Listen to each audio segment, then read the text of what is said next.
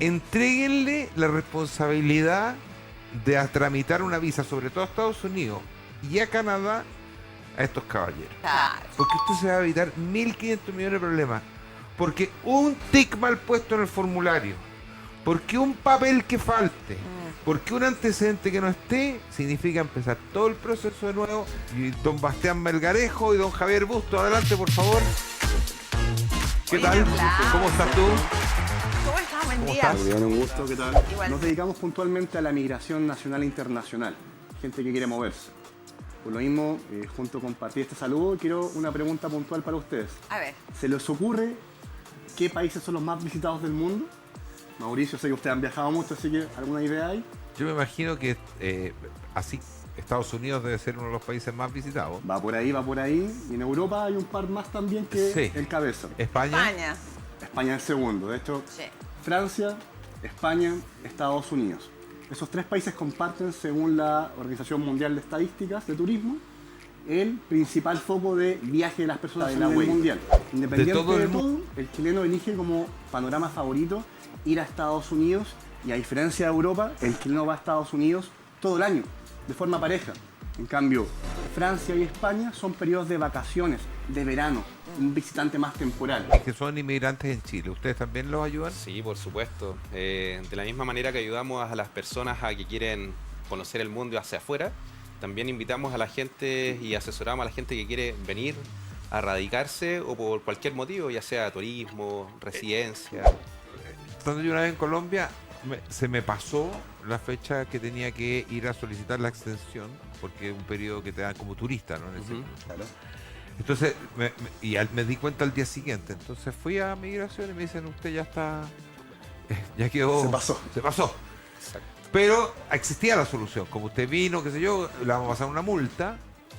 Que te atrases un día o te atrases 100, en la multa es exactamente la misma. Y le vamos a dar una extensión para que usted no tenga ningún problema. Y es una de que le va a dar una solicitud, que se yo, pero se puede hacer. Acá en Chile es lo mismo. Si alguien entra regular y se pasa, tiene la opción de, pagando una multa, que no quedar en falta. Sí, por supuesto. Creo que es algo que es muy similar al caso que te pasó a ti y que es lo que ocurre acá efectivamente en Chile.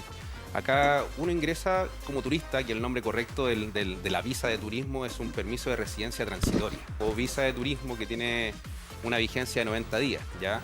Si tú te excedes de los 90 días, desde el día 91 en adelante, tú generas una presencia ilegal acá en Chile. ¿Qué es lo que se hace en esa situación? Uno puede solicitar una prórroga, ¿ya?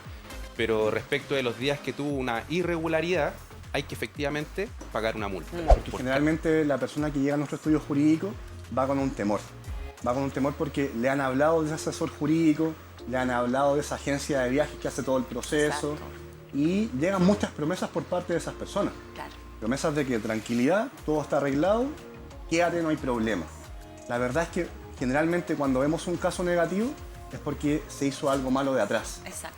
Ya sea que esa persona entró como turista y se quedó, cuando la ley cambió y ya no se puede hacer eso, o sea simplemente que alguien entró irregular y por pensar que estar trabajando lo va a ayudar a beneficiarse en el país. Esa persona que tuvo un problema, como es tu caso, el que me comentas, sí puede llegar a nosotros, la podemos ayudar. Hay que, por supuesto, hacer un análisis del caso y verificar qué hizo para atrás, ¿ya? Porque hay que ver antecedentes judiciales en su país o si hay acá. Hay que ver cómo ingresó, documentación vigente y válida y, bueno, un par de puntos más que son importantes para que alguien pueda estar regular aquí en Chile o en cualquier país. Tanto, por ejemplo, si yo fui denunciada por un hecho y eso está en el sistema judicial, ¿me va a aparecer ahí y voy a tener este problema? Efectivamente. Parte de la asesoría que nosotros brindamos a nuestros clientes, yo creo que parte de la premisa de la diferenciación de qué entendemos por antecedentes penales Es que eso es. y qué entendemos por un antecedente judicial o registro judicial propiamente tal. Tener un registro judicial no degenera en la mayoría de los casos en un antecedente penal. Porque para poder tener un antecedente penal y una anotación directamente en registro civil, que es quien lleva el registro de las condenas propiamente tales, tiene que haber una condena. Obvio. El Tribunal de Garantía o el Tribunal de Hora de Hora lo de Penal lo Penal. es quien va a informar y oficiar al registro civil cuando hay una condena al cual debe ser anotada o registrada. En ese preciso momento se genera un antecedente penal. Pero puede que alguna persona haya estado involucrado en alguna causa penal, ya sea por un denuncio o una querella, o el ejemplo, yo diría que el más básico que yo trato de ejemplificar con mis clientes, tiempos de pandemia. Uno iba al supermercado, ¿cierto? 2 cuadras, y yo digo, ¿para qué salvoconducto? Si no va a pasar nada. Dando vuelta a la esquina está la autoridad pública, policía o PDI o carabinero, más el control. En ese tiempo, andar sin salvoconducto atentaba contra la salud pública y por tanto... Era una falta. Claro. Entonces eso iba a generar un denuncio. Muchas personas, y aquí doy ejemplos claros de las consultas de nuestros clientes, llegaba gente a indicar de que no tenía antecedentes judiciales, pero cuando revisamos su registro en la página del Poder Judicial, efectivamente tenían el inicio de un proceso en un denuncio. ¿Ya? Perfecto.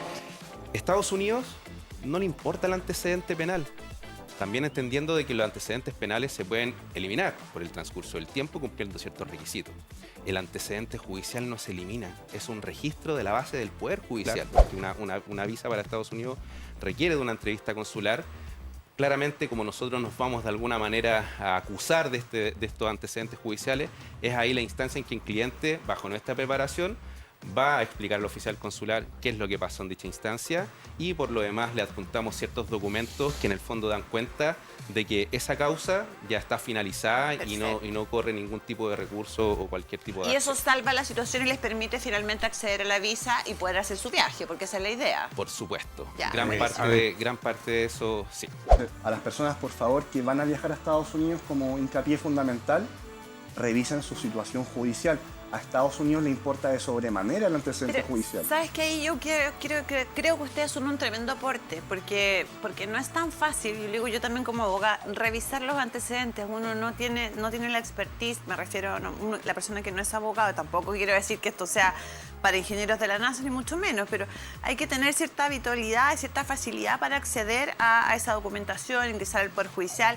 No siempre las denuncias o las causas que uno pudiese tener están en el sistema del Poder Judicial, por lo tanto están en Fiscalía. Hay que saber buscar esa información y ahí yo creo que ustedes son un tremendo aporte, porque yo como cliente me voy a la segura de que ustedes me van a hacer todo el chequeo y el escáner completo. Porque hay gente que de pronto se entera de que, oye, estoy en una causa del año 2023, 2021, y nunca han sido ni siquiera notificados de aquello. Y más difícil aún, las causas que son anteriores a la reforma procesal penal, que fue desde el año 2005 en adelante, todas las causas que se radicaron con anterioridad a esa fecha son causas que no registran digitalmente en el Poder Judicial. Entonces es un problema aún más grande porque tenemos que ir a dar cuenta y buscar estos expedientes antiguos, por así decirlo, claro, en los antiguos juzgados del crimen. Entonces, aclarado lo de Estados Unidos, vamos al espacio Schengen. También hay que solicitar una ESTA para entrar al espacio Schengen, ¿no? Pero aclaremos, Mauricio, no todo el mundo sabe lo que es el espacio para ir a Europa, Schengen. Sí. Para ir a Europa. Claro. Sí. Bueno, el espacio Schengen es un territorio en Europa, el cual lo conforman 27 países. Y ciertas nacionalidades necesitan una autorización, como bien lo dices tú, para poder ingresar a estos países. Ejemplo, Chile para ir a España puede ir con su pasaporte. Pero en el caso tal vez de un boliviano, debe pedir esta autorización Schengen. ¿Nosotros no necesitamos? No, para ir como turistas. Qué buena información nos han traído, de verdad que... Oye, la pregunta más dolorosa. ¿Es muy caro el servicio? No es tan caro como el trauma psicológico que puede quedar en la mente cuando alguien no ingresa al sueño que quiso cumplir, como son sus vacaciones y como es a veces el sueño de emigrar a otro país. La verdad, hay precios para todas las personas. Ya. Hay packs también. Generalmente no alguien viaja solo, viaja acompañado y ahí siempre se puede conversar acerca de un precio al respecto.